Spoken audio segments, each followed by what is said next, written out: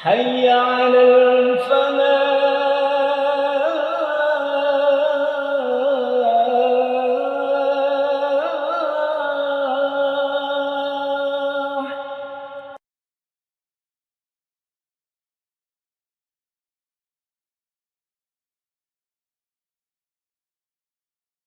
Assalamualaikum warahmatullahi wabarakatuh.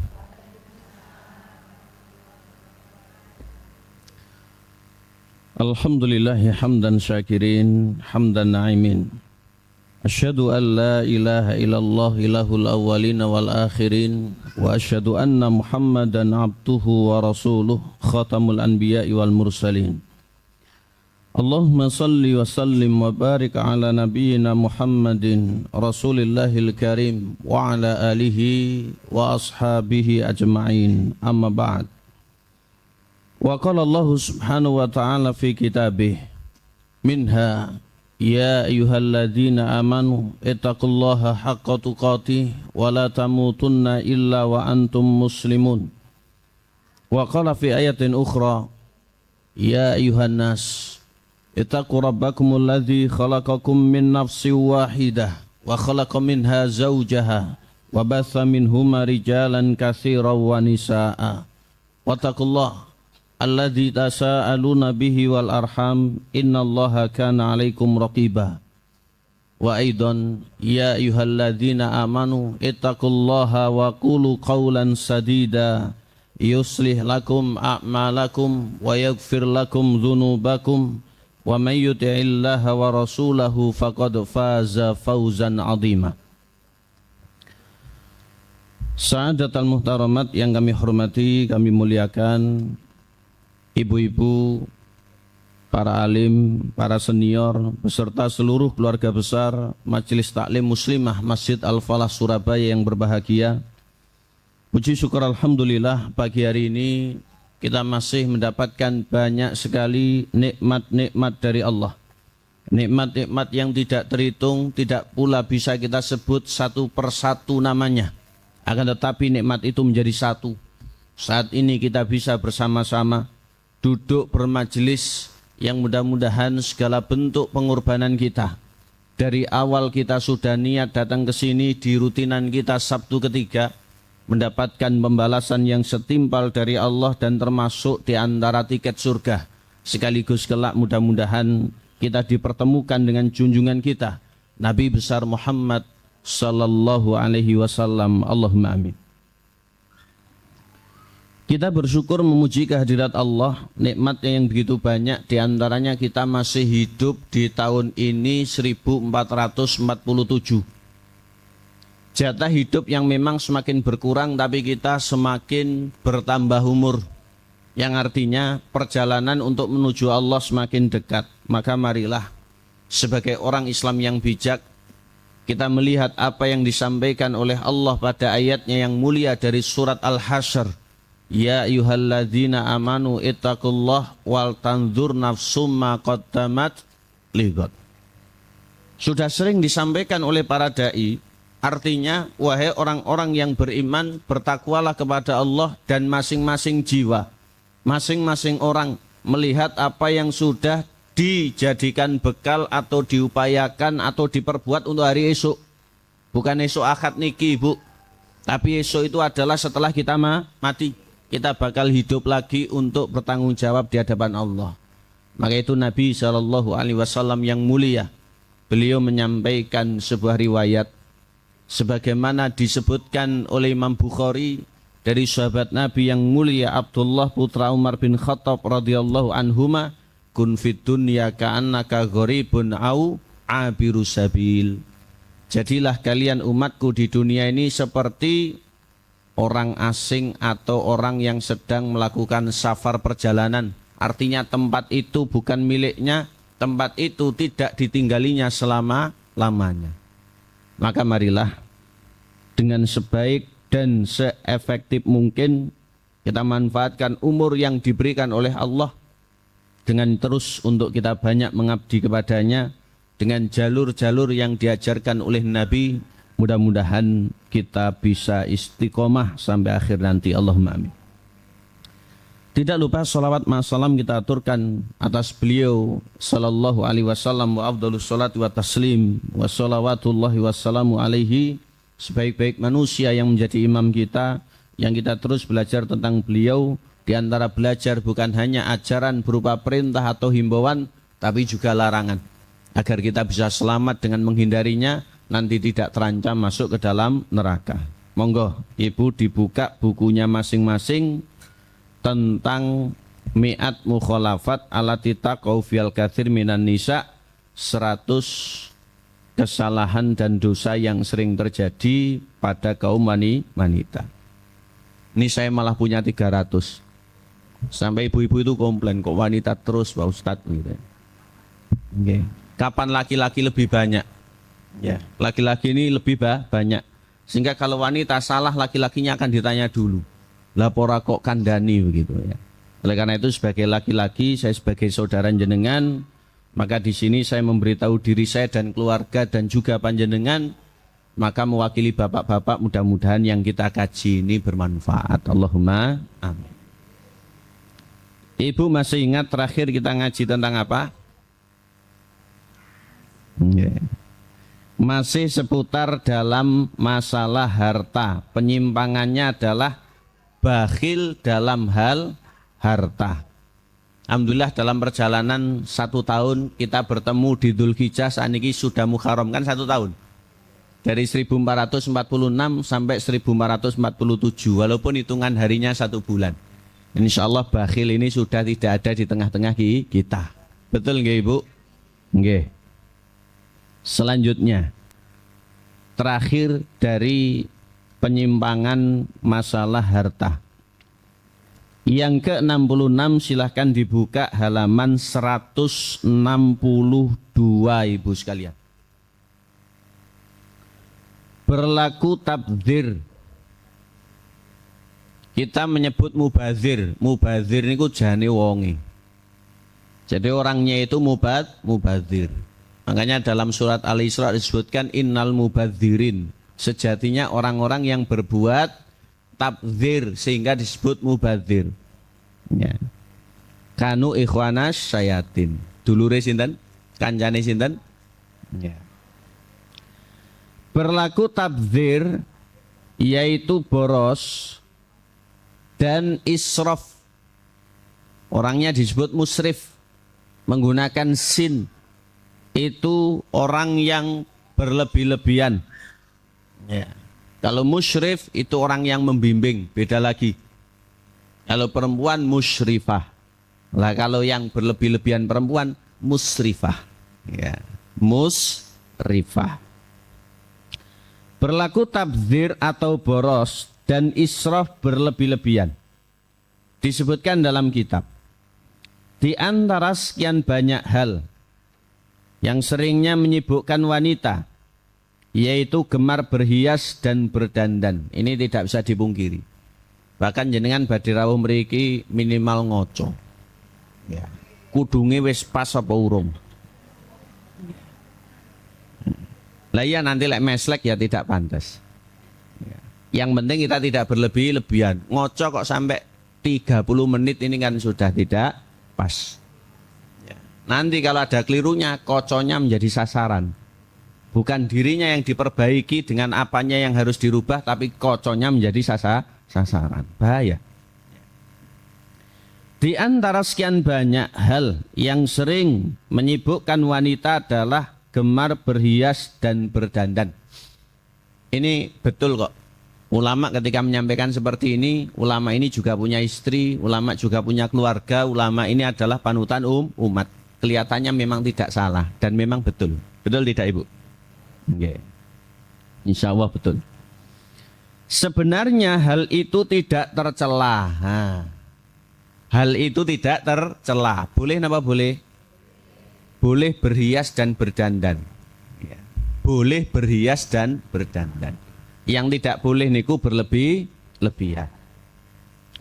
Sebenarnya hal itu tidak tercela selama masih dalam batas-batas syar'i dan koridor agama.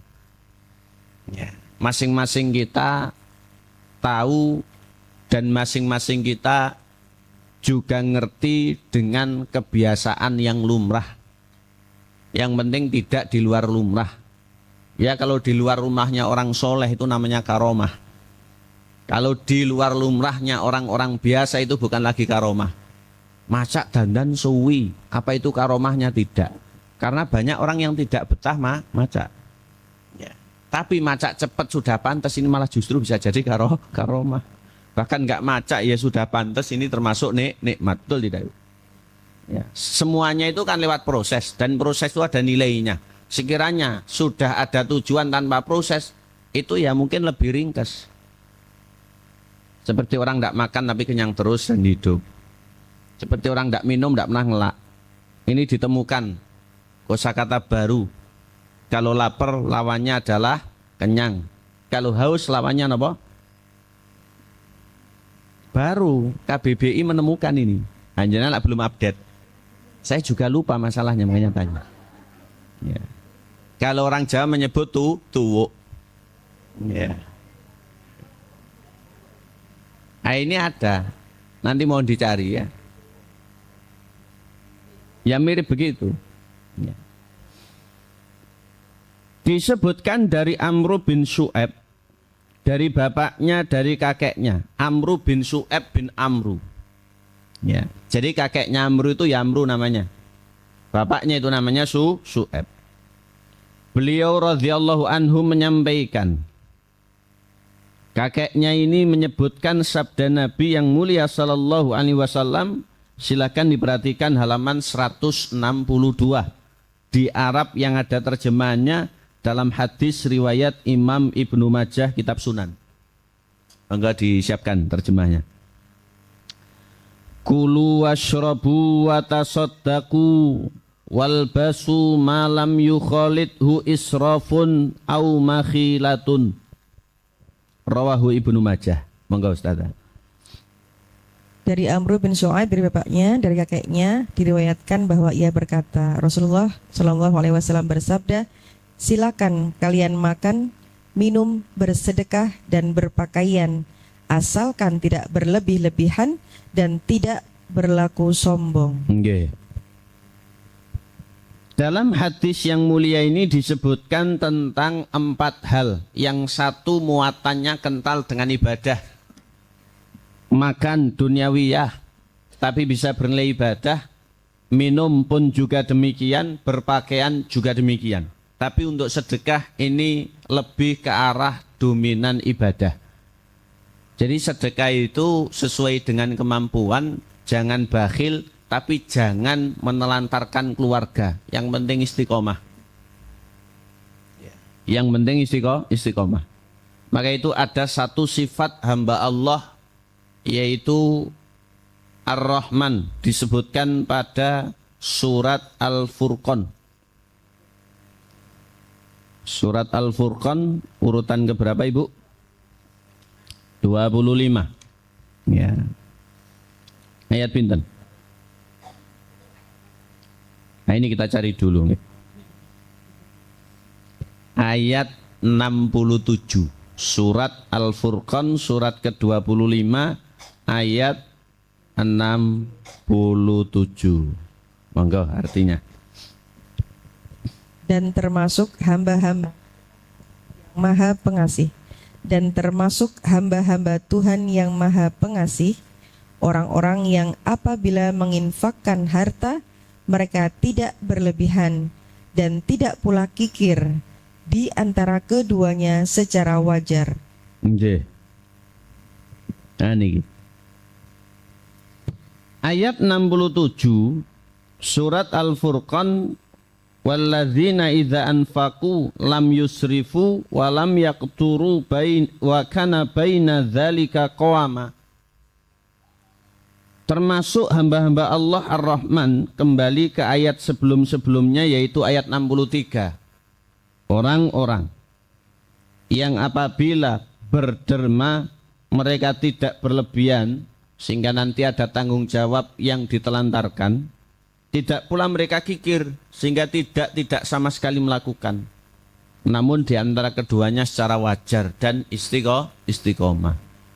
Timbang seumur hidup del langsung 100 juta, tapi di awal waktu setelah itu tidak sama sekali. Masih lebih baik sesuai dengan kemampuan tapi sampai dengan akhir hayat. Juga lebih istiqomah, lebih bisa menjaga niat dan seterusnya. Lebih baik lagi 100 juta sampai dengan akhir hayat. Ya, itu lebih baik lah lagi. Kita lanjutkan. Nabi berpesan, silahkan kalian makan, minum, bersedekah dan berpakaian. Monggo. Namun tidak berlebih-lebihan, tidak pula berlaku sombong. Sehingga dalam hal duniawi maupun urusan ukhrawi itu ada potensi berlebihan dan potensi sombong. Ini yang perlu kemudian untuk dikendalikan. Karena yang berlebihan nanti akan menimbulkan riya, tidak ikhlas, dan banyak hal yang lain yang merusak dari muatan perbuatan tersebut. Mudah-mudahan kita termasuk orang-orang yang tidak berlebih-lebihan, tidak pernah pula punya rasa dan perbuatan sombong. Allahumma. Berikutnya, yang kita ingatkan adalah jangan sampai kenikmatan dunia menjadi sesuatu yang menyibukkan dirinya dan menyita tenaganya. Jadi jangan orang itu tenggelam larut dalam hiruk pikuk dunia sehingga waktu dan kekuatannya itu habis. Waktu dan kekuatannya itu habis. Kalau sudah habis, muspro yang didapat belum tentu. Pingire ganjaran kathah. Tapi karena satu hal, ganjaran itu tidak sesuai dengan yang dimaksud atau direncanakan. Ya, tidak sesuai dengan itu. Maka kembali, sehingga orang itu berlebih-lebihan dalam memburu keindahan duniawi sampai keluar dari batasan yang dibolehkan. Akhirnya nanti bisa sampai kebacut, bablasnya itu terlalu jauh. Kalau sudah seperti itu tidak ada yang mengingatkan, nanti susah untuk bisa kembali. Ya. Tapi kalau segera introspeksi, ada yang mengingatkan dia mau, maka insya Allah cepat kembalinya dan tidak berlarut dalam perbuatan demikian. Orang itu mengorbankan harta untuk mengejar kebutuhan-kebutuhan sekunder. Sekunder itu apa, Ibu? Bukan yang inti. Ya. Enggak. Di luar inti, di bawah inti. Ya. Sekunder, di luar inti, di bawah inti. Jadi orang itu mengorbankan harta untuk mengejar kebutuhan sekunder yang sebenarnya bukan mendesak, bukan primer, bukan inti. Ya. Meski juga tidak diharamkan. Ini yang kurang baik. Istilahnya itu nurut kemauan tapi tidak sesuai dengan kebutuhan. Jenengan cross check, bener mboten saya ini. Nuruti kemauan tapi tidak sesuai dengan kebutuhan. Betul mboten Ibu? Nate mboten nak dhewe niku. Kelihatannya nate. Allah maghfir lana. Mudah-mudahan Allah mengampuni kita. Kalau jenengan malu, saya sudah yang mewakili. Ya. Nate mboten? Allah maghfir lana. Mudah-mudahan Allah mengampuni kita. Purun mboten? Purun. Ya. Seperti mengganti perabot rumah tangga setiap tahun. Ini jarang. Membeli baju yang mahal untuk menyaingi orang lain. Ini mungkin. Ya. Sehingga kalau ngaji saya mohon tidak perlu kita saing-saingan. Saingan penampilan, saingan apa dan yang lain sebagainya, yang biasa saja. Karena orang cantik, orang anggun, orang solikah itu adalah hatinya. Ya. Nggih. Iman yang mendasari ilmu yang nanti menjadi wujud budi pekerti yang luhur menurut agama. Ibu kalau tempatnya bisa geser ke sebelah kanan saya, monggo. Di sini silakan enggak apa-apa Ibu, masih ada. Ya. Ndak masuk kamera kok, nggih. Tenang saja nanti. Monggo, ini masih ada 5 di sini ya. Boleh, boleh. Jenengan ini kok ya rawuh kata saya ini kuwesel ya. Baru pulang dari Trenggalek malam-malam. Ngaji kali ngeresmikan masjid. Wong sak kampung niku ya. Baik, kita lanjutkan. Seperti mengganti perabot rumah tangga setiap tahun, seperti pula membeli baju-baju mahal untuk menyaingi orang lain. Kalau punya rezeki pengen beli karena kebutuhannya, silahkan. Kalau punya rezeki beli, karena itu termasuk di antara menghargai pemberian suami, silahkan. Yang penting tidak ada niatan kita nyaingi, kita nanti itu paling begini dan seterusnya, atau bahkan nyuwun sewu, ada sedikit penyakit pengen norak, ini naudzubillah. Jari arek-arek NPD. Ya. N-nya apa? Narsis. P-nya? Lola nggak ngerti lagi, sama dengan saya. Ya, saya bisa menyebut juga tidak apa. Mengganti kendaraan tanpa ada keperluan. Ya, makanya kendaraan ini juga termasuk kebutuhan, bukan sekedar kemudian gaya-gayaan.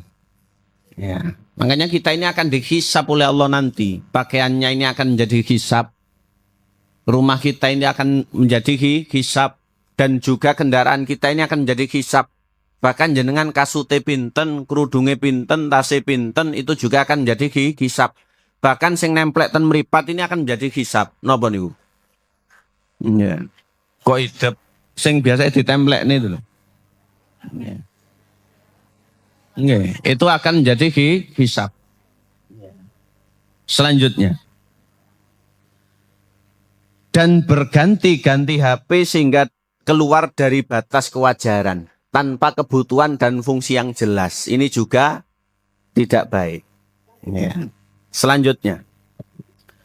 Kita berganti halaman Ibu. Silakan disimak di 163. Mu'ad bin Jabal radhiyallahu an sahabat Nabi. Diriwayatkan ketika Rasul mengutus Mu'ad ke Yaman. Karena Mu'ad ini memang orang Yaman. Ya, Mu'ad bin Jabal. Maka Nabi SAW berpesan. Sebagaimana dalam hadis riwayat Imam Ahmad serta Imam Abu Nu'aim. Iyaka wa tana'uma fa inna ibadallahi laisu bil mutana'imin. Monggo Ustazah. Janganlah kamu hidup bermewah-mewahan, karena hamba Allah itu bukanlah orang-orang yang suka bermewah-mewahan. Nggih, pesan Nabi. Ini berpotensi bagi utusan atau bagi pejabat atau siapapun. Nabi mengutusnya ke Yaman, orang ini dekat dengan Nabi. Orang Yaman nganggep ini adalah tokoh kami, pemimpin kami, pembesar kami, orang alim kami. Nabi mengingatkan, Iyaka, janganlah engkau sekali-kali wahai Mu'ad, watana uma bermewah-mewahan dalam hidup. Faina ibadallah, karena sesungguhnya hamba-hamba Allah itu laisu bil mutanaimin, bukanlah mereka-mereka yang suka hidup mewah-mewah. Ya. Terus mboten ngenek-ngenek tapi nggih saeneke. Tapi kita juga tidak boleh suudzon. Ada orang hidupnya enak, kita anggap kayak lo pamer sombong. Memang entene ngono dan nggak ngenek-ngenek nih begitu ya ada. Betul tidak?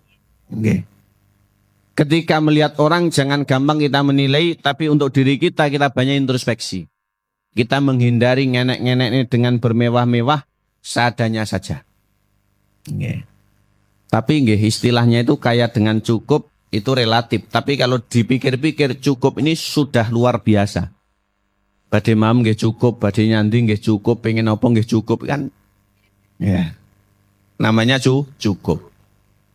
Orang yang cukup ini hidupnya bersahaja bahagia. Tapi walaupun orang itu kaya raya, kalau oleh Allah tidak diberikan qanaah atau kecukupan karena tidak menghiasi dirinya dengan sifat itu, nggih kurang terus. Betul tidak Ibu? Kurang terus. Ya kalau kurangnya ilmu, kurang merasa banyak bekalnya untuk menghadapi hari kiamat. Tapi kalau kurangnya dalam urusan duniawi, Allah mengingatkan, alhaakumut takatsur. Alhaakum, melalaikan kalian at-takatsur, berbanyak-banyak, bermewah-mewah, berbangga-bangga, berlomba-lomba.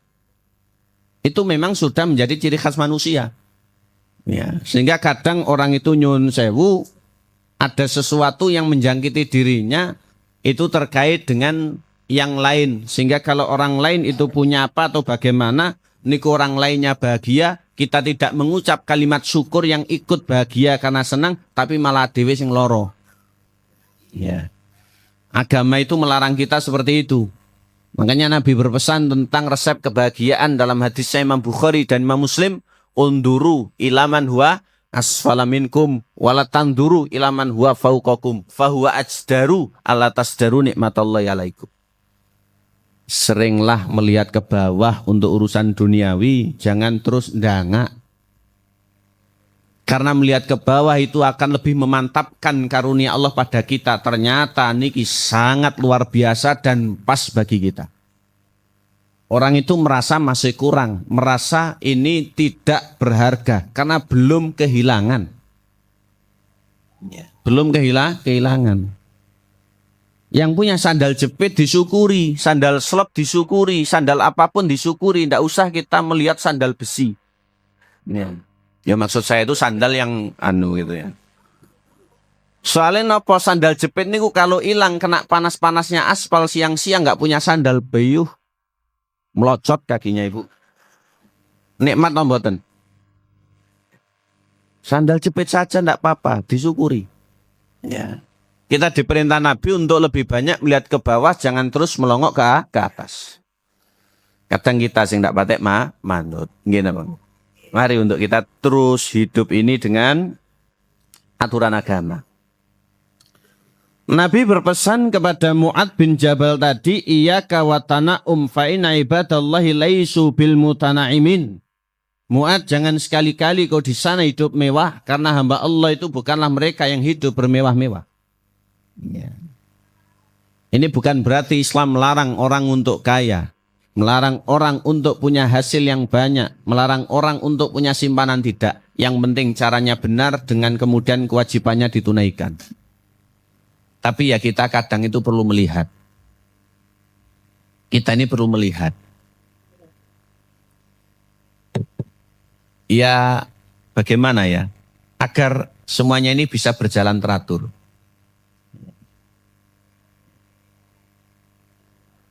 Karena dengan itu nanti insya Allah langgeng. Insya Allah langgeng. Ini penting. Kita ini bisa membaca secara sosial. Keadaan itu harus kita sikapi dengan kebijaksanaan. Ya. Mungkin kita kemana? Di sana itu kondisinya begini. Kita sebagaimana mereka itu lebih senang dengan kita. Kalau kita lebih dari mereka, kadang mereka sungkan. Ya. Betul. Ya. Kadang mereka ini sungkan. Lah itu nanti kadang ada silaturahminya agak beku karena sungkan dan lain sebagainya. Kita yang lebih apa ya? Coro-coro sak konco saati lah. Ya. Sak konco saati. Agar orang itu dan seterusnya. Ini perlu kemudian kita baca.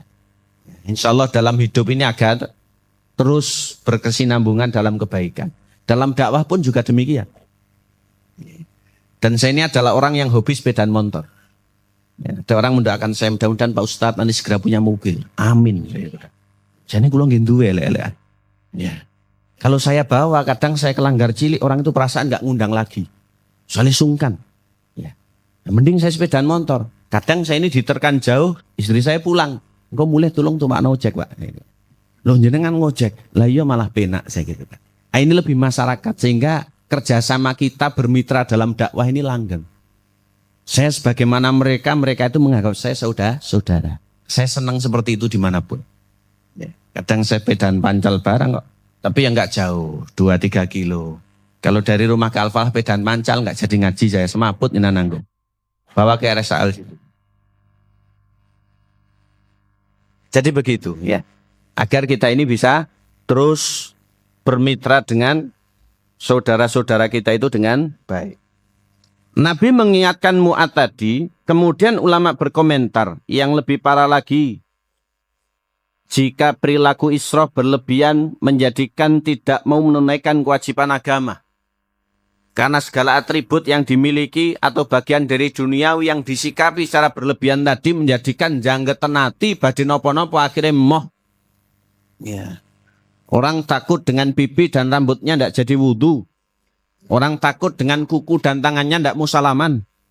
Ya. Ada orang takut dengan baju dan busananya nggak gelem lingguh. Ya. Ada orang takut dengan ini akhirnya tidak budal. Ada orang takut dengan harta sampai kemudian tidak mau diutik atau kehilangan sedikit saja tidak mau. Padahal semuanya nanti itu bakal ada hisab. Ya. Maka disebutkan hadis dari Abu Umamah Al-Harithi radhiyallahu an. Rasulullah Kanjeng Nabi yang mulia sallallahu alaihi wasallam berpesan dan ini adalah merupakan kaidah. Kata beliau sebagaimana dalam hadis kitab Sunan riwayat Imam Ibnu Majah. Al-badhadzatu minal iman. Al-badhadzah kesederhanaan minal iman itu adalah sebagian daripada iman. Terus urip lumrah niku termasuk bagian daripada iman. Karena menandakan orang itu yakin kehidupan yang lebih baik itu adalah akhirat. Tapi kalau orang bukan karena kebutuhan tapi kemauan, pengennya dia saingan, tidak mau kalah dalam duniawi, bukan lagi muatannya adalah dia menampilkan nikmat Allah tapi ada unsur yang tidak baik, ini kadang akhirat itu bisa dilewati. Kita ini sering ditegur dengan keadaan Ibu, nyun sewu. Kita ini sering ditegur dengan keadaan. Sinten sing negur? Allah. Keadaan apa? Kadang pas nggak duit, dungane luwih suwi. Ini kalau saya tidak jenengan ya. Saya nggak duit, dungane suwi. Awak ndak penak, sujute suwi. Padahal kalau penak cepet ringkes. Ya. Yeah. Betul tidak? Keluarga rodok kurang harmonis, kita ini sering ke masjid. Padahal kadang jarang. Allah itu sering menegur kita dengan keadaan. Dan teguran itu termasuk diantara nikmat daripada tidak sama sekali. Yang penting kita sikapi dengan agama. Jangan sampai kemudian kita sikapi dengan cara lain. Karena dalam situasi itu beda-beda. Sikap itu bisa berbeda. Ada orang bertanya kepada saya, Pak Ustadz, bojo saya itu modelnya begini, pripun ngatasi. Ya banyak didoakan dan jenengan rubah sikap. Ada yang dengan kita merendah, mengalah dan seterusnya. Tapi ada kalanya orang itu tidak seperti itu. Ada yang butuh kita ini agak diam, agak menjaga jarak. Yang penting tetap hormat dan kita ini tetap menjadi istri yang baik. Diperlakukan sebagaimana yang pertama tadi, itu bisa. Tapi kadang tidak rumongso. Dan orang yang pertama diperlakukan sebagaimana kedua, ini kadang ada yang bubrah. Istri bersikap begitu kadang malah metu ramulih-mulih. Ya. Tanya apa bojoku malah ngono ya. Ada yang seperti itu sehingga beda-beda. Ya. Maka kita mohon petunjuk kepada Allah Subhanahu wa taala. Mudah-mudahan keadaan-keadaan yang kadangnya itu menjadi teguran bagi kita itu bisa menjadi pelajaran yang baik. Maka itu dulu pujangga Arab itu berkomentar. Satubdilakal ayamu makun tajahilah wa ya'tika bil akhbari malam tuzawidi. Hari-hari ini akan mengajarimu sesuatu yang belum kau pahami. Ya. Hari-hari ini akan mengajarimu sesuatu yang belum kau pahami. Ya. Dan akan mendatangkan kepadamu sesuatu sebagai tambahan bekal atau tambahan ilmu. Ini kata mereka. Ya. Kemudian Ibnu Abbas radhiyallahu anhuma beliau membawakan hadis dari Rasulullah yang mulia sallallahu alaihi wasallam. Rasul pernah mengambil cincin kemudian memakainya. Selanjutnya beliau bersabda, sejak hari ini barang ini telah menyibukkanku dari melalaikan atau melayani kalian. Suatu ketika aku lebih memperhatikannya dan suatu ketika aku lebih memperhatikan kalian. Kemudian beliau melepaskannya. Hadis riwayat Imam Nasai dalam kitab Sunan. Jadi Nabi pakai cincin, kemudian beliau berkomentar kepada umatnya. Cincin ini kadang menyibukkanku dari kalian sehingga kalian kadang ku perhatikan, kadang aku memperhatikan cincin. Kemudian Nabi SAW melepaskannya. Sehingga kita ini kalau memang hati sudah tidak bisa dikontrol, atau kita punya perasaan atau sesuatu yang bisa melelehkan kita dari yang lebih urgen, sesuatu itu bisa kemudian untuk kita simpan atau kita amankan, kita kondisikan. Ya. Kalau jenengan cincin dilepas titipkan saya enggak apa-apa. Tapi insya Allah enggak melalaikan, soalnya saking kakean cincin mungkin. Jadi yang melalaikan itu bisa dikurangi agar kita ini bisa punya prioritas yang lebih daripada itu. Maka betul, ketika Allah berfirman ayat 9 surat Al-Munafikun, surat 63 Ibu, ayat 9. Ya ayyuhalladzina amanu la tulhikum amwalukum wala auladukum an dzikrillah. Wa may yaf'al dzalika faulaika humul khasirun.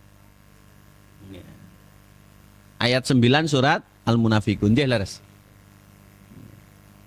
Artinya Ustaz. Wahai orang-orang yang beriman, janganlah harta bendamu dan anak-anakmu melalaikan kamu dari mengingat Allah. Dan barang siapa berbuat demikian, maka mereka itulah orang-orang yang rugi. Betul. Allah mengingatkan kita orang-orang yang beriman, diwakili bapak-bapak nih, ibu-ibu juga masuk. Ya ayyuhalladzina amanu itu bukan hanya amanu laki-laki, tapi perempuan juga masuk. Jangan sampai harta, anak atau keluarga menyibukkan kalian dari mengingat Allah atau kepada sesuatu yang lebih prioritas. Barang siapa yang tersibukkan dengan itu tadi, dia termasuk orang-orang yang merugi. Walaupun orang itu sudah bertitel bergelar, walaupun orang itu sudah kenyang dengan garam kehidupan, walaupun orang itu begini-begini, masih ada potensi dunia ini menjebak kita dengan menyibukkan kita. Ini yang kemudian kita perlu ketika mendapatkan sesuatu bersyukur kepada Allah agar kita ini bisa terarah. Dengan kesyukuran itu kita mendapatkan bimbingan. Sehingga dengan hadirnya nikmat kita tambah syukur, kita tambah dekat dengan Allah. Dengan hadirnya nikmat bukan malah merubah dari jati diri kita yang sebenarnya. Yeah. Jangan sampai merubah dari jati diri kita yang sebenarnya. Kan enten, tiang tambah ngeten, tambah berubah. Ada apa tidak Ibu? Mestinya ya ada. Kalau berubahnya lebih baik itu luar biasa. Tapi kalau berubahnya itu mengalami kemunduran, kita berlindung kepada Allah dari yang demikian. Tapi yang seperti itu jangan dijauhi. Kadang adewe menjaga jarak karena sungkan, jangan. Tetap kemudian kita sebagaimana biasa yang perlu untuk kita tambah intensitas doa. Agar mereka kembali sebagaimana sebelumnya. Selanjutnya, ada riwayat yang lain dari Aisyah radhiyallahu anha.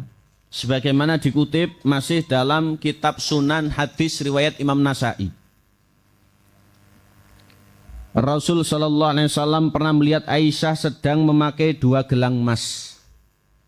Ya, Rasul melihat Aisyah memakai 2 gelang emas.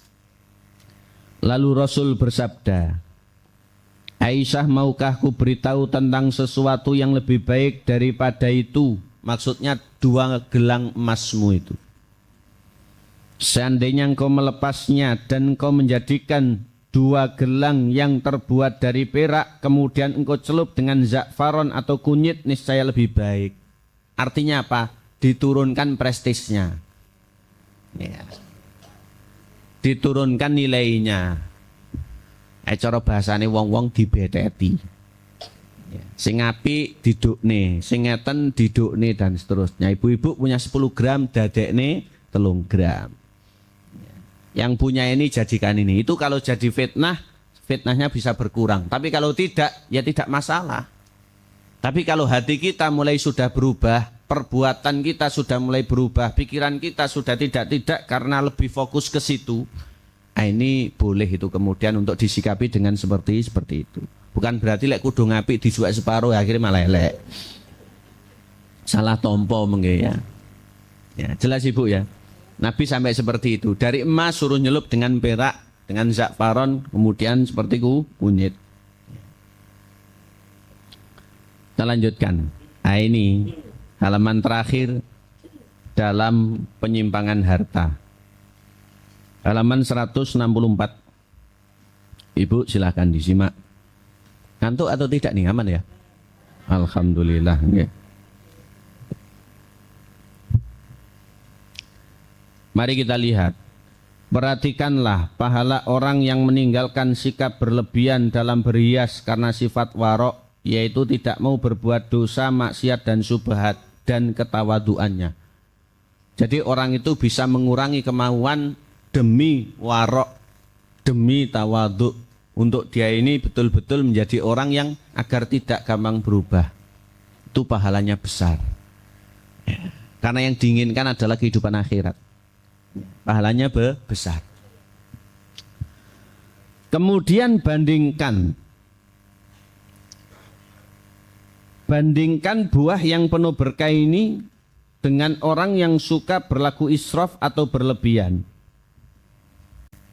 Dia hanya mendapatkan sedikit pujian dari para wanita. Menurut kancane, wah, itu kan hanya sementara. Waktunya pun tidak sampai mungkin 1 dekade. Masuk 10 tahun, ayo terus. Akan ada generasi-generasi yang muncul. Pakaian-pakaian baru yang modern akan muncul. Bahkan ustadz juga akan ganti-ganti. Semuanya akan begitulah dunia. Kita ini tidak awet. Sehingga kita diajari bahwasanya dunia itu tidak awet. Kullu man 'alaiha fan. Di surat Ali Imran itu ayat pinten? Surat Ar-Rahman itu ayat berapa itu? Kullu man 'alaiha fan. Setiap yang di dunia ini fan. Fan itu artinya apa? Fana, tidak awet. Ya.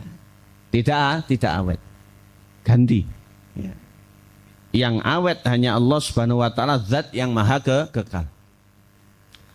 Selanjutnya, dia itu hanya mendapatkan sedikit pujian dari para wanita yang boleh jadi mereka hanya memuji ketika berada di depannya. Itu api, soalnya masih begini begitu, tapi di belakangnya ya siapa tahu.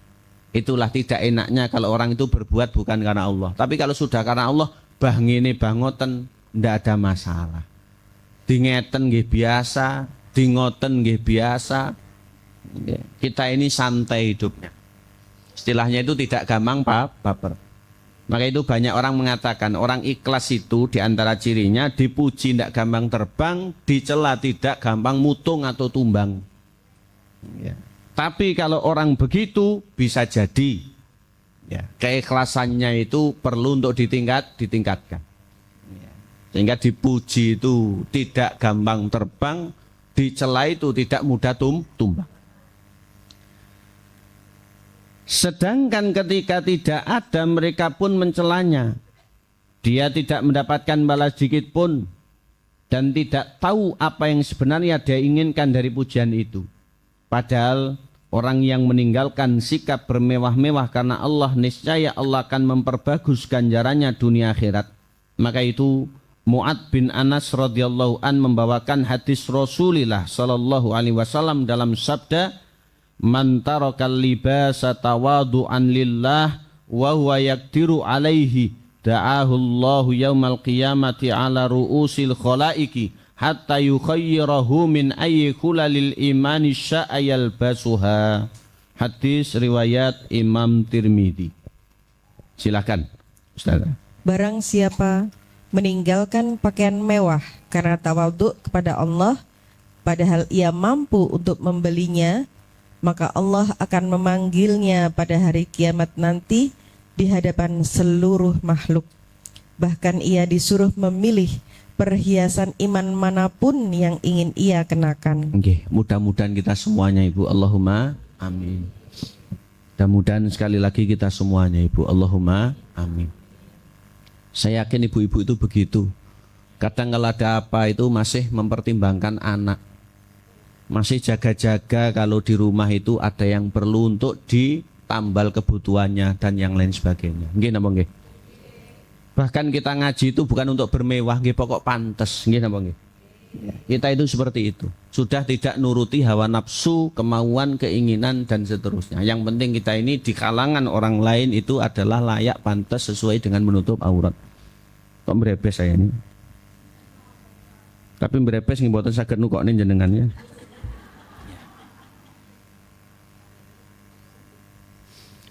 Selanjutnya, dari salah seorang putra sahabat Rasul dari bapaknya radhiyallahu an meriwayatkan Rasul bersabda sebagaimana dikutip dalam hadisnya Imam Bayhaqi. Wa man taraka lubsa thawbi jamalin wa yaqdiru alaihi tawadu'an kasahullahu khullatal karamati. Silakan Ustaz. Barang siapa tidak memakai pakaian yang indah padahal ia mampu untuk mengenakannya karena ketawaduannya, maka Allah akan mengenakan hiasan kemuliaan kepadanya. Nggih. Jadi siapa yang tidak pakai pakaian indah, mewah, terbaik padahal mampu, sehingga karena sesuatu pertimbangan, kemudian urgensi dan yang lain itu dia berkorban itu demi yang lebih baik. Dia tawadhu. Allah akan mengenakan hiasan kemuliaan padanya hari kiamat di surga. Ini mudah-mudahan menjadi milik kita. Allahumma amin. Oleh karena itu orang berhias, berdandan, berpakaian boleh saja selama tidak keluar dari koridor agama. Tapi kita juga punya orientasi yang lebih sifatnya prioritas. Jangan kemudian sekunder-sekunder yang primer itu terbengkelai atau tidak dipedulikan. Barakallah Ibu, dengan perjuangannya luar biasa. Ketika saya ngaji itu ketemu anaknya siapa sebut ibunya itu ngaji kali jenengan, Masya Allah. Anaknya ya apa itu baik begitu, terus kelihatan soleh dan ibunya itu perjuangannya juga tidak sedikit. Ya, perjuangannya juga tidak sedikit. Ada bapak-bapak begitu yang mencari saya pengen ngaji. Istriku lo nggak ngaus kali jenengan Ustaz. Ini berarti istrinya itu akhlaknya luar biasa ya, tidak kemudian kereng dan yang lain sebagainya. Dengan kesadaran tertarik suami-suami ini untuk lebih beragam. Tapi bojone kuru jegrik ngoten. Jenengan apa Ustaz Agung lho kok sumrap dikangen bojo kula wedha jenengane kowreng ya. Kira-kira seperti ini kereng. Kita lanjutkan. Lajeng nomor 67 kita beralih kepada penyimpangan dalam hal lisan, yaitu bahaya laten dari lisan yang sembarangan. Makanya orang Arab itu menyebut menjaga lisan. Tapi kalau di kita itu lisan kan ilat, buatan jogo ilat tapi jogo lambe. Maksudnya jogo omongan. Tentang nikmat lisan Ibu, ini tidak kita ragukan lagi, kita diberikan oleh Allah nikmat-nikmat sebagai atribut nikmat yang lengkap dalam raga kita untuk menjalani hidup dunia, itu kita gunakan untuk meraih ridho Allah. Tentang lisan Allah berfirman pada surat Al-Balad juz sama nih Bu. Surat nomor pinten Al-Balad 90. Ayatnya nomor 9. Walisanan wasyafatain. Monggo artinya Ustaz. Dan lidah dan sepasang bibir. Nggih. Kembali ke ayat sebelumnya ayat 8. Alam naja'an lahu ainain, lah bukankah kami jadikan manusia itu punya sepasang mata atau dua penglihatan. Walisanan wasyafatain, dan satu lisan dan dua bibir. Ini jangkep ya, masih belum nikmat-nikmat yang lain, tapi setiap nikmat bakal ada hisab, dan lisan itu hisabnya juga sangat berat. Maka mudah-mudahan kita ini toto kalian agomo sehingga saged lempeng dalam kebenaran dan kebajikan. Okay. Lisan kita itu kita gunakan untuk seperti itu. Mboten kok damel yang tidak. Tapi lisannya wanita itu lisan yang peka. Termasuk dalam icip-icip bapak-bapak seringnya bablas. Wong lek ngerokoknya kebule ditokne nggih. Tapi kalau ibu-ibu icip-icip ini luar biasa. Ada orang di sebagian lidahnya itu yang tidak sampai masuk ke kerongkongan itu sudah ini kurang ini begini dan seterusnya. Mungkin di antara jenengan ada. Mudah-mudahan barokah keterampilan itu ya. Yang ke-67. Pada halaman 167 Ibu, dosa yang berkaitan dengan lisan, berfatwa tanpa berdasarkan ilmu. Dados menjawab tidak dengan ilmu atau kebenaran. Kenapa disebut tanpa ilmu? Tanpa ilmu itu arahnya sudah jelas nyasar. Tanpa ilmu itu arahnya sudah jelasnya nyasar. Maka di sini agama memang betul-betul punya prioritas menjunjung ilmu. Nabi itu memang tidak bisa baca tulis, tapi beliau itu diperintahkan untuk memaklumatkan ilmu kepada umat. Sehingga memang Nabi keotentikan ajarannya dapat wahyu, tidak dari siapa-siapa, tidak pula menjiplak, menduplikat atau niru, tapi langsung dari pengajaran Allah lewat malaikat Jibril. Lah ilmunya ini akhirnya dibagi kepada para sahabatnya. Sampai turun-temurun kita warisi menjadi umat zaman ini. Di antara musibah besar yang seringnya terjadi pada sebagian wanita, nyuwun sewu karena jahil, serta sedikitnya sifat warok atau kehati-hatian, dan sedikitnya rasa takut kepada Allah Tuhannya, yaitu terlalu berani menyampaikan fatwa, serta mengucapkan sesuatu dalam masalah agama, padahal tidak memiliki pengetahuan tentangnya. Nyuwun sewu, offset istilahnya, bukan wilayahnya. Nah, ini saya sangat menghimbau, utamanya dalam dunia yang sekarang ini semakin tidak terbatas. Mungkin dunia kita terbatas, wilayah-wilayah Surabaya, Sidoarjo. Tapi dunia yang tidak terbatas itu ada dalam ini. Kadang orang berkomentar tidak dengan ilmu, menilai tidak dengan ilmu, sampai itu bisa berbahaya. Ya. Sampai itu bisa berbahaya. Makanya orang yang baik itu tidak gampang ikut campur. Ya. Orang yang baik itu tidak gampang ikut campur. Tapi kadang lek pun kulino niku gatel, gemes. Mentolo aku ya. Ini memang jiwa-jiwa kepedulian itu sangat tinggi, tapi ya perlu untuk didasari dengan ilmu. Kersane mboten kleru. Enggak apa-apa. Jenengan sebagai mufti di masyarakatnya atau sebagai tetua di masyarakatnya siapa? Yang penting arahannya itu sesuai dengan ilmu. Dan kalau ada bingung bisa ditanya kepada ustadz, kepada mubalek, kepada kiai, kepada siapa yang ada di apa itu dekatnya jenengan. Ya, ustadz ini masyarakat bingung, monggo. Ya. Kemudian ini loh jawabannya dari Pak Ustadz. Ya. Jenengan termasuk wasilah jembatan kebenaran itu mendapatkan pahala dan ganjaran. Ada di media sosial, buat ini itu diaku-aku, padahal sumbernya dari orang alim, tapi tidak ditampilkan. Atau kadang sampai berani anu sendiri sehingga ngawur, ini berbahaya. Seperti ini berbahaya. Pernah ada kejadian. Jadi, yang laki niku nuwakal, sering jajan atau berzina. Usut punya usut, karena memang ada sesuatu yang tidak terpenuhi. Bojone niku mboten purun kumpul. Soalnya yang laki itu tidak sholat, bojone niki menghukumi orang nggak sholat niku kafir. Cara mutlak. Akhirnya sudah bukan bojoku ndak kumpul, tapi status itu masih suami istri. Sehingga nuwakal sing lanang. Ya, itu perlu diluruskan. Kalau ada masalah seperti itu perlu dikembalikan kepada ahli ilmu. Ndak boleh kita berfatwa sendiri atau serampangan. Nantinya akhirnya dalam kondisi itu tidak tepat sasaran. Ya, dalam kondisi itu tidak tepat sasaran.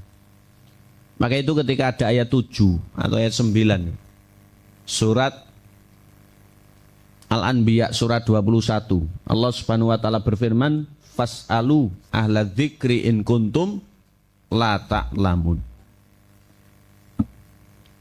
Silakan dibuka surat 21 ayat-ayat awal Ibu.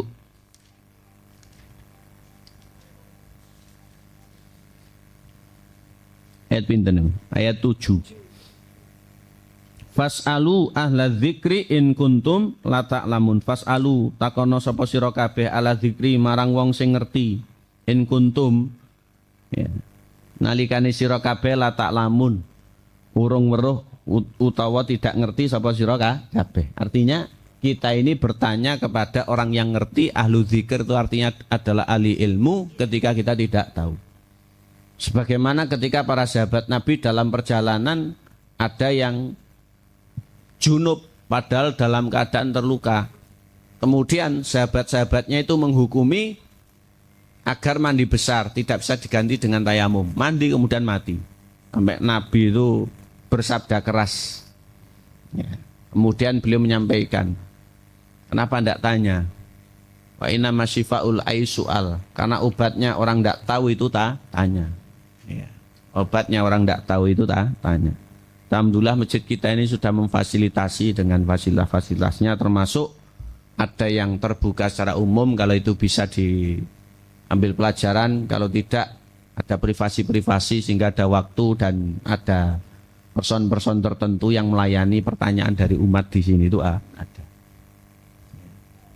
Kita lanjutkan. Akhirnya karena tanpa ilmu tadi dia berani menghalalkan atau mengharamkan semaunya sendiri tanpa berdasarkan ilmu, petunjuk dan dalil yaitu kitabullah maupun hadis atau sunnah Nabi yang terang. Ya, sampai ke sana arahnya. Dia berani berkata tentang berbagai permasalahan dengan satu perkataan yang kemungkinan akan menggelincirkan dirinya ke dalam api neraka, naudzubillah. Ya. Dia haramkan apa yang dihalalkan oleh Allah dan dia halalkan apa yang diharamkan oleh Allah. Dia terlalu berani untuk berfatwa dalam berbagai permasalahan, padahal jika hal tersebut terjadi pada masa Umar bin Khattab radhiyallahu an, niscaya dia akan mengumpulkan ahlu Badar. Dados dijawab wong sakniki dengan entengnya, kalau dulu zaman Umar kinten-kinten Umar niku ngumpulaken rakyate yang senior-senior yang ikut perang Badar yang masih tersisa ditangleti setunggal-setunggal pripun hukume. Ini kadang enteng. Apa oleh enggak oleh, khilaf ulama dan yang lain sebagainya. Memang untuk orang awam, bagi orang alim menjawab yang simpel dan praktis. Tapi bagi orang yang tidak alim tidak boleh berbicara karena itu bukan haknya. Ya. Nggih bener, halek kleru. Kelirunya itu kalau nanti bisa fatal sampai ada urusan yang melibatkan kemanusiaan, akhirnya menjadi dosa yang jariah turun-temurun. Ini yang perlu untuk kita hindari. Barang siapa mengucapkan sesuatu yang tidak mempunyai keahlian tentangnya, niscaya akan menimbulkan problem baru. Orang yang paling berani berfatwa di antara kalian adalah orang yang paling berani masuk neraka. Kata ulama. Sehingga pemberi fatwa itu ancik-ancik dan pucuk eri saged munggah swarga, saged ndelorong ten neraka. Makanya Imam Ibnu Qayyim Jauziyah itu punya kitab yang luar biasa, menjadi pedomannya bagi ulama-ulama setelahnya, I'lamul Muwaqqi'in an Kalami Rabbil Alamin. Rambu-rambu pemberi fatwa karena mewakili Allah di muka bumi untuk menyambung kebenaran. Ya. Kalau kita pejabat birokrasi ya yang benar, mulai dari RT sampai ke atas, ada yang pejabat politis ya yang benar, pejabat agama ini yang benar. Jangan kemudian kita punya muatan orang itu bisa keliru, tidak. Benar, semampu kita. Ya, sesuai dengan kemampuan kita yang terbaik. Jangan kemudian disalahkan. Allah berfirman. Ini nanti ngali. Kita buka surat An-Nahl surat 16, ayatnya mudah dititeni 116. Ya, surat An-Nahl surat 16 ayat nomor 116. Wala taqulu lima tasifu alsinatukumul kadzib hadza halalun wa hadza haram litaftaru 'ala Allahil kadzib innal ladzina yaftaruna 'ala Allahil kadzib la yuflihun. Ngeri niki, monggo artinya Ustaz. Dan janganlah kamu mengatakan terhadap apa yang disebut-sebut oleh lidahmu secara dusta, ini halal dan ini haram, untuk mengada-adakan kebohongan terhadap Allah. Sesungguhnya orang yang mengada-adakan kebohongan terhadap Allah tiadalah beruntung. Nggih. Allah berpesan, wala taqulu, janganlah kalian mengatakan lima tasifu alsinatukum, terhadap apa yang kalian sebut oleh lidah kalian al-kadzib, cara dusta. Hadza halal wa hadza haram, ini halal, ini haram. litaftaru 'alallahil kadzib, untuk mengada-adakan kebohongan terhadap Allah. Mboten kok niate mboten bohong, tapi niat itu harus diimbangi dengan kualitas. Ya. Diimbangi dengan pijakannya. Niatnya sae tapi mboten kualitas, mboten pijakan. Kita harus tahu diri. Ya. Orang itu harus mengerti. Ini bukan wilayah saya. Ya. Ini bukan kemampuan saya. Walaupun sudah keceluk nopo, kita ini nggak perlu gengsi. Walaupun sudah keceluk nopo, kadung keceluk, nanti lek kleru, kayak orang tidak puas, diuyak sampai buntu lah malah isin dewi. Makanya sekelas Imam Malik bin Anas diajukan pertanyaan banyak berpuluh-puluh sampai 70 yang dijawab itu 2 atau 3. Loh, Imam jenengan ulama ya, gurunya Imam Syafi'i malah. Akhbirun nas ana malikan layadri, sekabarono wong-wong Malik itu nggak ngerti. Sampai seperti itu. Tapi ini bukan kemudian menjadi dalihnya anak-anak sekolah. Ya. Tekoni mboten ngerti timbang kleru ya. Berarti nggak belajar. Makanya ulama berkomentar layadri nisul ilm. Ucapan saya tidak ngerti itu separuh ilmu. Kenapa? 50% karena dia sadar belum ngerti. 50% baru ditambah agar dia ngerti. Tapi ini juga bukan dalihnya anak sekolah. 10 pertanyaan jawab ladri. Kalau mboten ngertos, kalau tidak ngertos oleh saya tidak oleh 0 nih. Nggak mau belajar. Ya, jelas Ibu ya. Ya, makanya orang itu yang pura-pura tidak ngerti atau yang menghindari dari begitu, itu adalah orang yang aman, dan seperti itu biasanya orang alim. Ya. Lah orang yang nggak ngerti kemudian sok ngerti itu orang yang ceroboh, biasanya tidak alim dengan kecerobohannya itu, sehingga nggih betul ngawur, tahawur namanya. Ya. Oleh karena itu kita tidak harus banyak ikut campur tentang urusan orang lain. Kalau diminta kita ya keberatan. Ini piye to Mbak keberatan? Aku urung di pengalaman nih. Atau mungkin kita arahkan. Atau kalau sudah terdesak, aku ki ngene, nek sampean ya mungkin beda yo. Itu adine gobloki. Itu malah menunjukkan kehati-hatian kita. Ya, itu menunjukkan kehati-hatian kita. Betul nih. Ya. Ini menunjukkan kehati-hatian kita. Ya. Kita lanjutkan. Allah menegaskan innalladzina yaftaruna 'alallahil kadzib. Di akhir ayat 116 dalam firman-Nya surat An-Nahl niku, sejatinya orang yang mengada-adakan kebohongan terhadap Allah la yuflihun, tidak bakal beruntung. Dunia dia tidak beruntung, akhirat dia tidak bakal beruntung. Makanya kapasitas itu perlu. Ya. Kapasitas itu perlu. Jangan kemudian kita ini hanya tergiur atau wah oleh tampilan media. Ya. Jangan kita tergiur atau wah oleh tampilan media. Media ini hanya pendukung saja, bukan kemudian untuk casing dengan melebih-lebihkan, ini salah. Salah. Ya. Maka itu begini, Bu. Ya. Ada satu kisah dulu.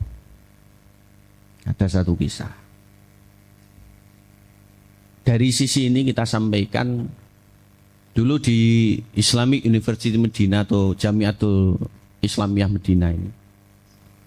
Pernah ada orang Afrika dapat beasiswa sekolah di sana. Kita ini orang ketimuran, banyak di luar negeri itu mahasiswanya berprestasi dan sampai jenjang doktoral. Soalnya wongnya nggih pinter nggih manut. Orang luar itu enggak cocok, gurunya dosennya keluar kelas tanpa izin, enggak masuk sampai 1 semester. Arab ditokne ngoten nggih pripun? Afrika banyak murtad misionaris begitu. Kemudian banyak ini ya. Semua nggak mau harus ya. Di sana itu ada yang tolib mahasiswa santri kemudian lulus tidak mustahid, tidak sungguh-sungguh. Hampir tidak diluluskan, tapi rektornya dulu, Syekh Abdul Aziz bin Bas, rektor pertama itu, ngomong kepada pengajar ini luluskan saja, di sana akan bermanfaat. Akhirnya betul lulus, menyandang gelar licentiate ya, LC, menginduk ke Mesir, menginduk ke Perancis ya. Bisnis LC. Nah, sudah dianggap ulama di Afrika ini. Warga ini kalau ada apa-apa rujukannya itu tanya-tanya. Nah, bingung nih, dia nggak tenanan nyantri ini. Bingung ini. Akhirnya tutup pintunya. Lek, jangan tanya, 2 tahun lagi tanya. Saya bingung tak mau terus ya. Belajar, belajar. Betul nih, tetehane bingung. Kemudian dia sudah mulai bijaksana, luas, berwawasan, buka rumahnya lagi orang-orang, buka pondok kecil-kecilan, sampai banyak sekolah di Madinah. Setiap ditanya kamu dari mana, muridnya sehini. Yang dulu nggak mustahid, nggak tenanan. Ya. Kemudian Dewan Pengajar baru menyadari ya, pertimbangannya orang sepuh itu memang jauh. Sehingga Syekh bin Bas itu pertimbangannya jauh saat itu. Sampai seperti itu. Rahmatullah alaihim ajmain. Mudah-mudahan Allah merahmati para ulama, memberikan istiqomah dan barokah kepada umat. Allahumma amin. Jadi kita gampang tergiur, termasuk medsos dan yang sebagainya. Ya. Ada ini ya, ada. Di medsos itu kan gampang viral ya. Ada orang yang moro-moro kaya viral, moro-moro alim viral, moro-moro ini viral ada. Ya semuanya itu karena Allah. Tapi kita hindari itu lebih baik.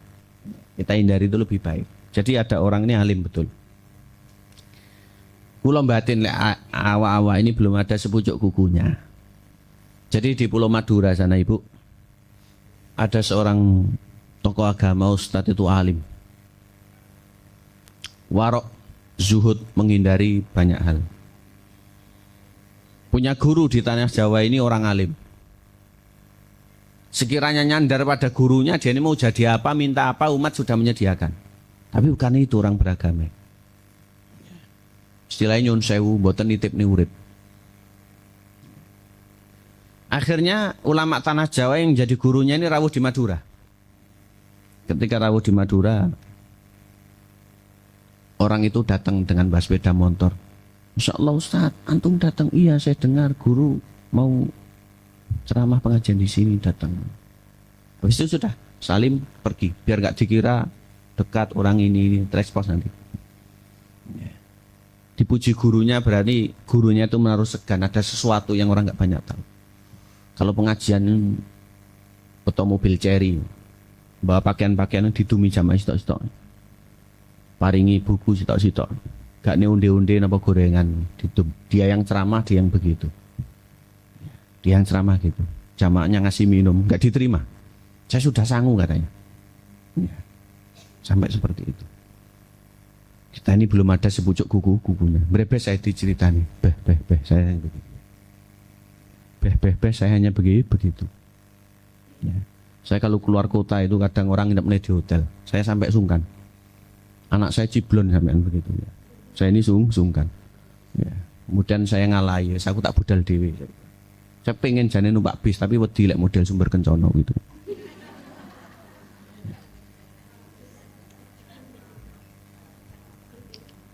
Baik, kita lanjutkan. Jadi Allah mengancam mereka-mereka yang berdusta atas nama Allah itu tidak bakal beruntung.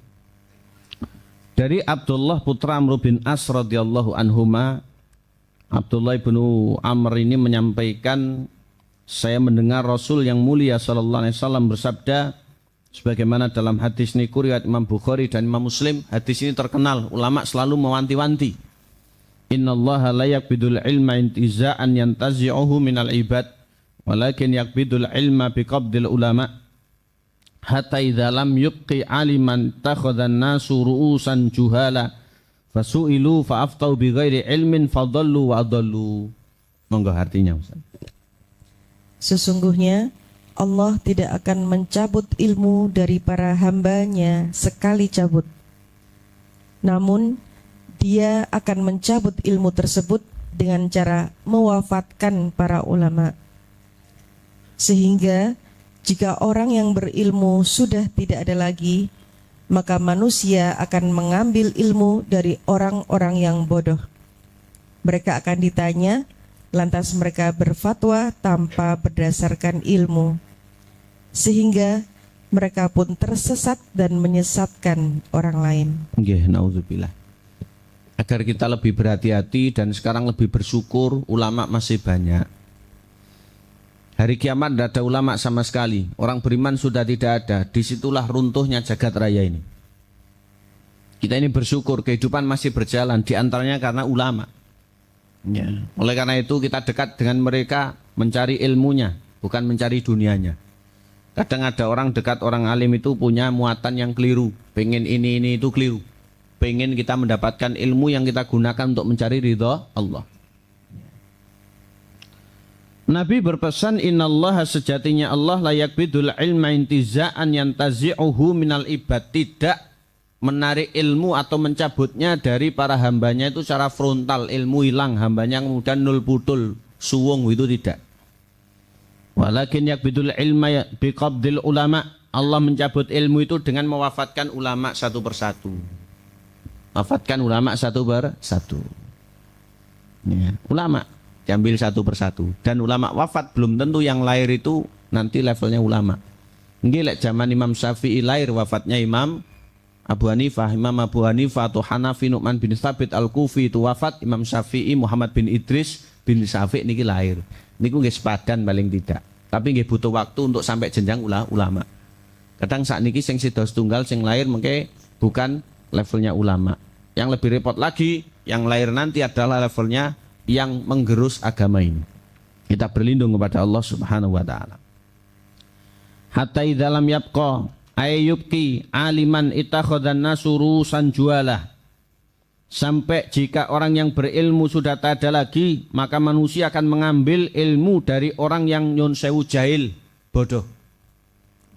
Orang-orang itu akan dekat dengan orang yang jahil, orang-orang itu akan mengambil ilmu dari orang yang jahil. Fasu'ilu, mereka orang jahil itu ditanya, faftau bighairi ilm. Jawabannya, fatwanya, arahannya tidak babar blas standar ilmu, tidak sesuai dengan ilmu. Fadalu, mereka itu kesasar atau tersesat. Waldolu, juga nyasar nih orang lain. Kesasar nyasar nih, ini kan double. Ini kerugian, kontraproduktif bahasanya. Wis kleru nglerok nih wong. Tapi wongnya nggak kleru kabeh nganggep kuwi wong ngerti, ngoten lho. Oleh karena itu dalam Islam ini ada tradisi yang disebut dengan tazkiyah. Tradisi ini turun temurun. Dari orang yang sudah alim dengan kealimannya diakui dan alim itu diketahui oleh orang alim. Nanti butuh khotib, butuh pengajar, butuh penceramah, butuh rujukan itu ya lewat orang alim. Siapa kiranya yang berhak dan nyala ini. Kalau hanya sekedar menurut anggapan masyarakat, kadang masyarakat itu bisa tertipu oleh tampilan, oleh bius tutur kata yang retorika dan yang lain sebagainya. Ini bukanlah jaminan. Ini bukanlah jaminan.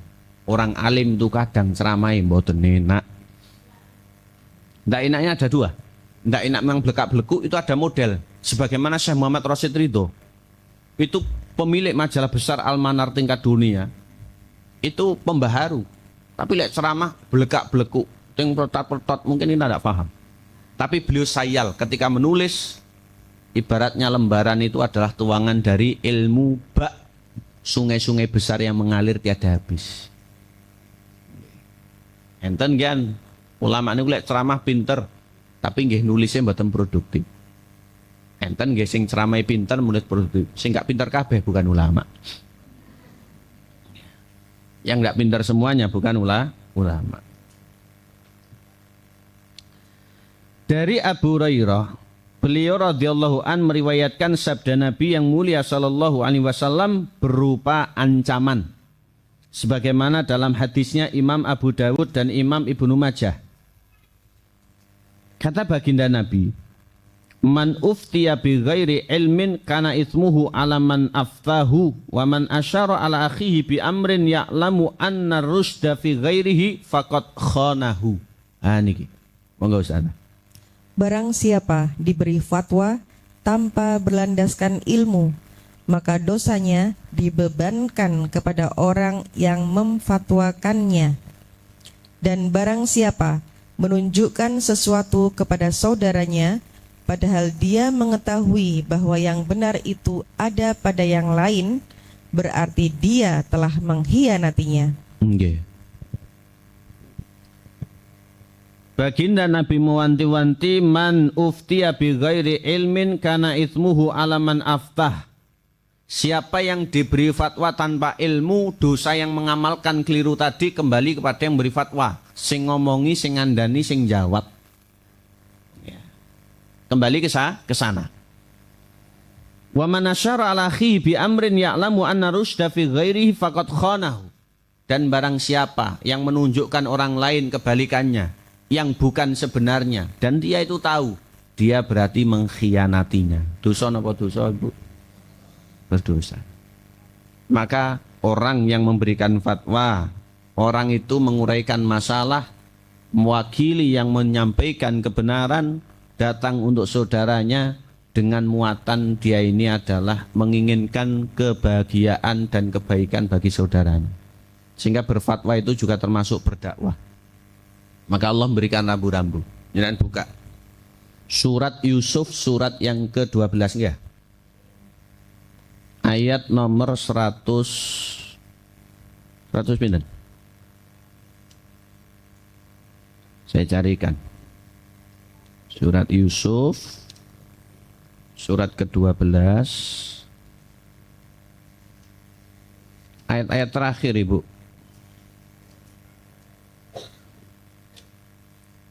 Ayat nomor 108. Ya, ayat nomor 108. Langsung artinya Ustazah. Katakanlah Muhammad, inilah jalanku.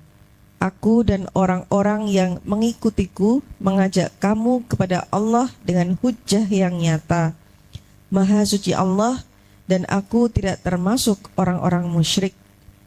Nggih, barakallah. Ayat 108 ini adalah rambu-rambu bagi Nabi dan pengikutnya, dan kita yang melanjutkan estafet dakwah Nabi sesuai dengan kemampuan kita. Kita manfaatkan potensi itu, tapi kita tidak boleh keluar dari rambu-rambu. Allah berfirman di ayat 108, Kul, sampaikan Nabi, maklumatkan kepada semuanya, hadihi sabili, dakwah inilah jalanku. Hadi itu mewakili dakwah, sabili ini jalanku. Ad'u ilallah, aku menyeru kepada Allah. Ala basiratin, di atas basirah, keyakinan. Ana wa manittaba'ani, aku bersama orang-orang yang mengikutiku. Wa subhanallahi wa ma'ana minal musyrikin, maha suci Allah, aku bukan termasuk golongan orang musyrik. Nabi itu malah memberantas kemusyrikan atau paganisme.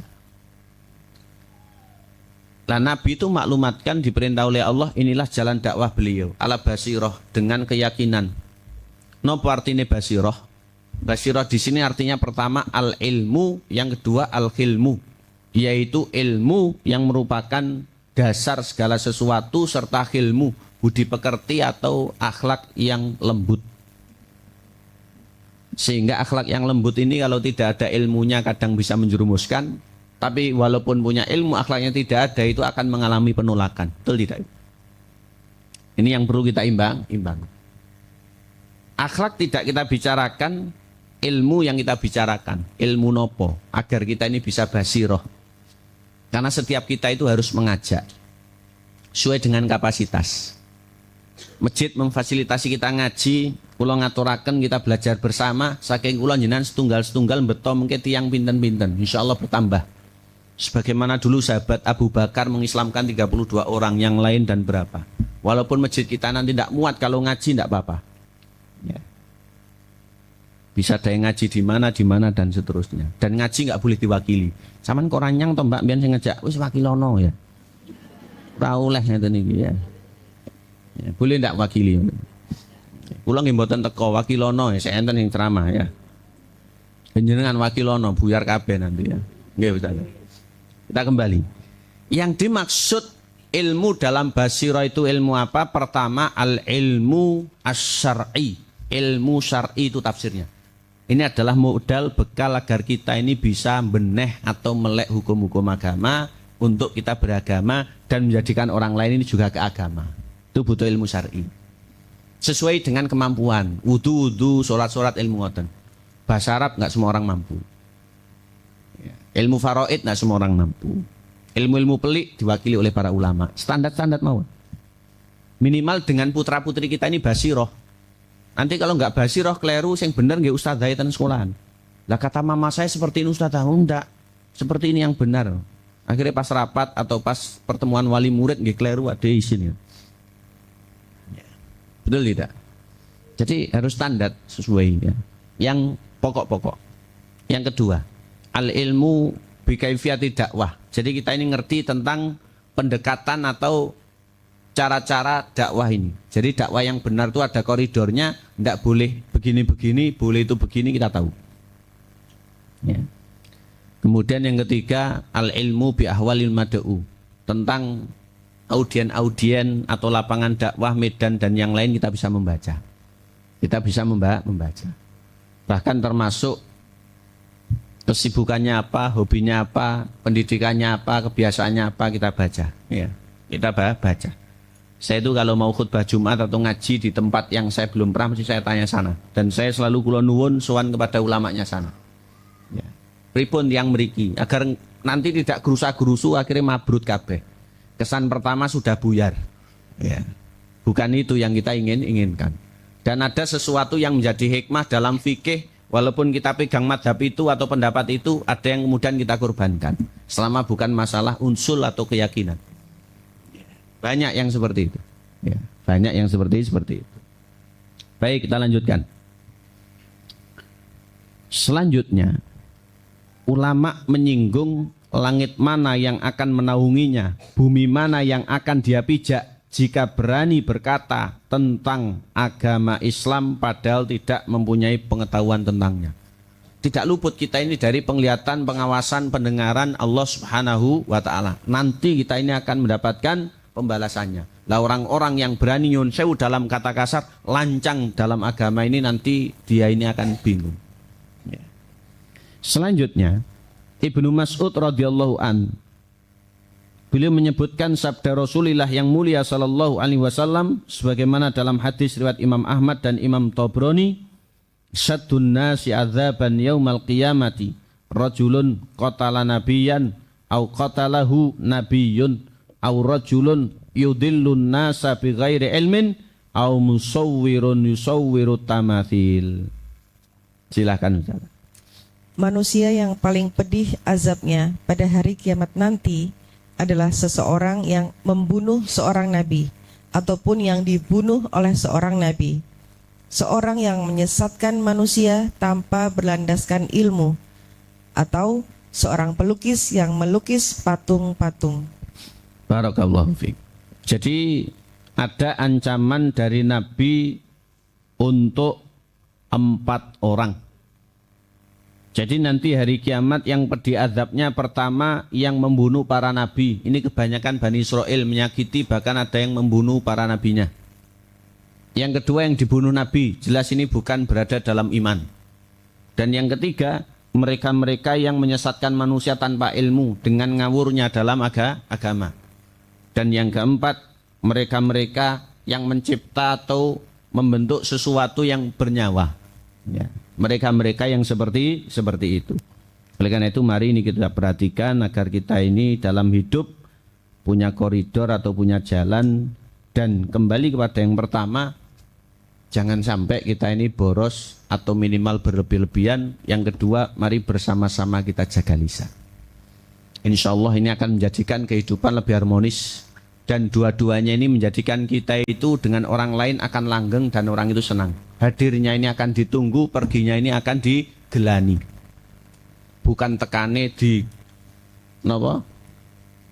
dilegani, mohon maaf, tekane digelani, mulie dilegani, ini keliru. Jadi datangnya itu tidak diinginkan, pulangnya itu sangat diharapkan, ini tidak pas. Yang pas itu datang orang senang, pulang orang itu sedih. Ya, pulang orang itu sedih. Yaitu dengan kita sewajarnya sebagaimana mereka, tidak berlebihan, tidak boros. Kemudian kita menjaga lisan dari hal-hal yang nanti bisa berbau dosa. Ibu yang kami hormati, apa yang kita kaji mudah-mudahan semakin menjadikan iman kita bertambah, takwa kita meningkat. Terlebih di tahun yang kita berharap kemudahan, kebaikan, barokah, dan kebahagiaan selalu mengiringi kita. Mudah-mudahan Allah Subhanahu wa ta'ala menjadikan dengan ini awal yang baik. Kami pribadi berharap mudah-mudahan ganjaran kagem kula. Dan kalau ada yang keliru, wa atlubul afa minkum, kula nyuwun agungipun pangapunten. Kalau mungkin ada yang ditambahi atau disampaikan 1-2 monggo, kalau tidak bisa kita usaikan. Wallahu ta'ala ala. Sekali lagi luput saya mohon dimaafkan, kebenaran hanya dari Allah Subhanahu wa taala. Mari kita tutup dengan hamdalah. Alhamdulillahirabbil alamin. Subhanakallahumma bihamdika asyhadu alla ilaha illa anta astaghfiruka wa atubu ilaik. Wa akhiran wassalamualaikum warahmatullahi wabarakatuh.